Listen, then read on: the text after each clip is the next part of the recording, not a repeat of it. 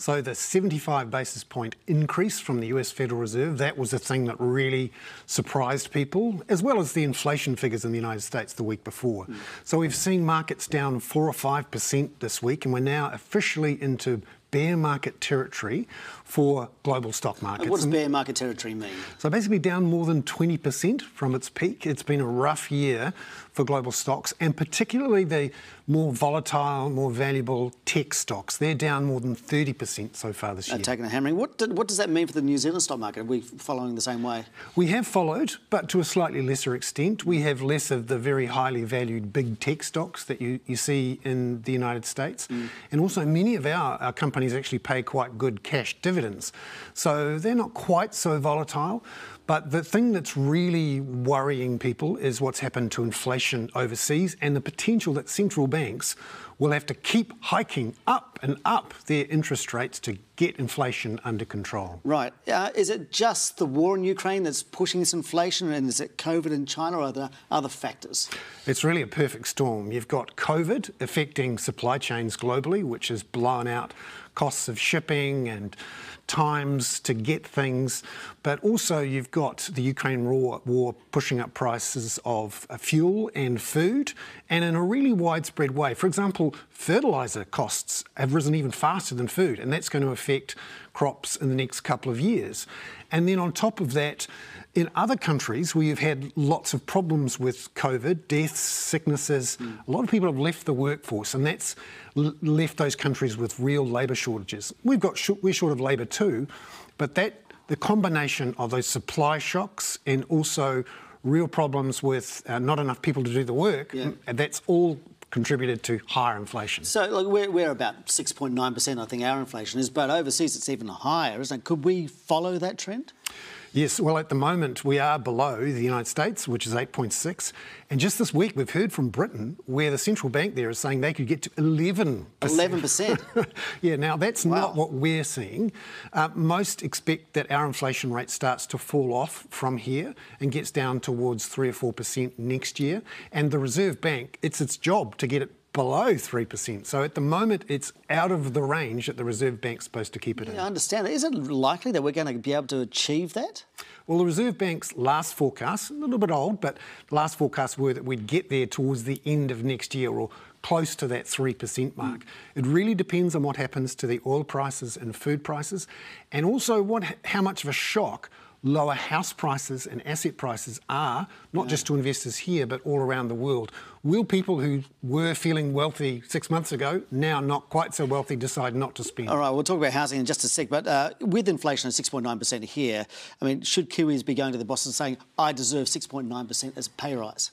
Absolutely, yes, because at the moment you're in hot demand, and particularly those people with skills who are a bit more mobile, they can go to Australia and get 30 to 40% higher wages, and they can also get, in many cases, cheaper housing costs. So if you feel like you've got something special and that the boss is a little bit worried you might jump on a plane to Australia, yeah, go and ask. But 7% as a pay rise, how many people are actually going to get that out of the boss? Well, it's surprising. If you can't get it from this boss, get it from the next one and get a sign-on bonus as well. What's interesting is that some of the wage figures we're seeing, which appear to show only 3 to 4% wage increases, may not be taking into account things like sign-on bonuses or people who are negotiating better deals for where they do their work. If you're working from home a couple of days a week, that's giving you a couple of extra hours of commuting time. Maybe it's a place you'd prefer to work at home than in the office. So you're getting, in effect, a better pay deal, but maybe without the 10% wage increase. All right. You just mentioned house prices before. They're dropping. So 10% at the moment? I mean, what is the Depends where you are. So Auckland City and Wellington City, they've seen house prices down 10 to 15% from their peaks in October, November last year. That's quite a rapid fall in 6 months, 7 months, isn't it? That's right. And we're getting towards the end of that fall, according to the forecast from most banks and the Reserve Bank. So most people are saying that house prices fall between 10 and 20%, and then they bottom out towards the end of next year. Right. It really depends on how high those interest rates go, how hard the central banks have to crack down on inflation. But this has ramifications for everybody. As you say, house prices go up, people feel wealthy and they spend. They're going down rapidly now. What does that mean for our economy? Well, they don't feel good. If you're a homeowner and you've got a medium-priced home, you've actually seen the value of your home drop $100,000 in the last 7 months. And we've gotten used to earning more from our homes than from our jobs. Yeah. Well, when the house price falls, suddenly, we've made $40,000 or $50,000 from our job, but our house has just fallen $100,000 in value. So that's a big hit. In fact, the Reserve Bank did some research a few years ago which showed that for every dollar extra in the value of your home, you would spend an extra 3 cents. But on the way down, the hit to your spending is more like 6 cents. So you're spending 6 cents less for every dollar. Oh, wow. Exactly. And when you look at the charts showing house prices, consumer confidence, business confidence, actually they started dropping fast around October, November last year. And the correlation, I'm not suggesting a causation, but the correlation is that's when Labor's poll rating really started to come off the boil. So New Zealanders who own homes are unhappy about falling house prices, unhappy about rising interest rates, and it also turns out they're unhappy about the government. OK.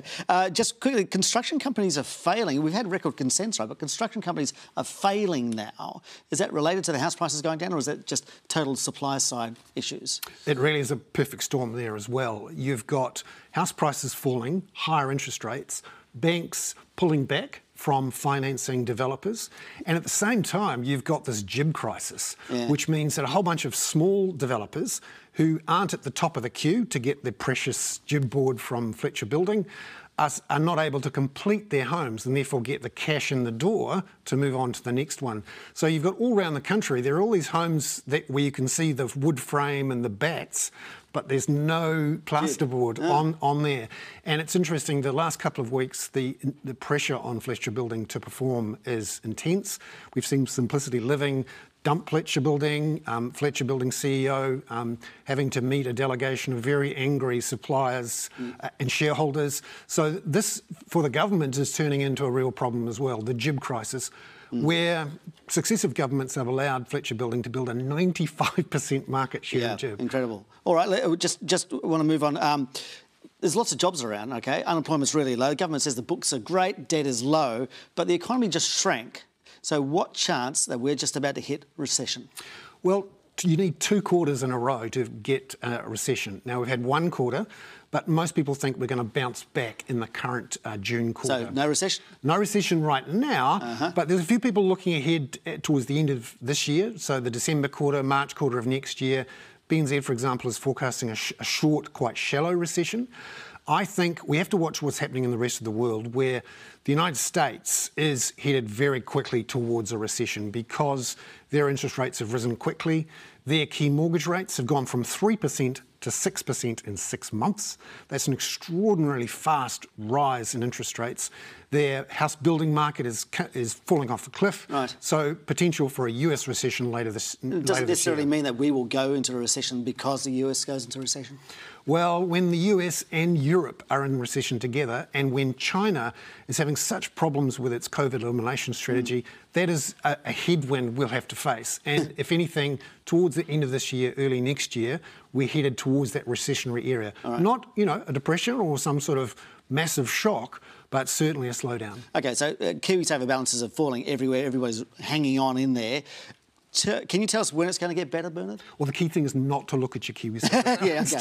Just ignore it. Come back in a couple of months. But things are expected to stabilise once those interest rates stop rising. Right. And that's the key thing. So I get up every morning and I have a look at what's happening with inflation in the rest of the world. What are the central banks doing right now? When will they stop rising? When's that going to happen? That's expected towards the end of this year. But really, inflation has been such a wild card. Who knows?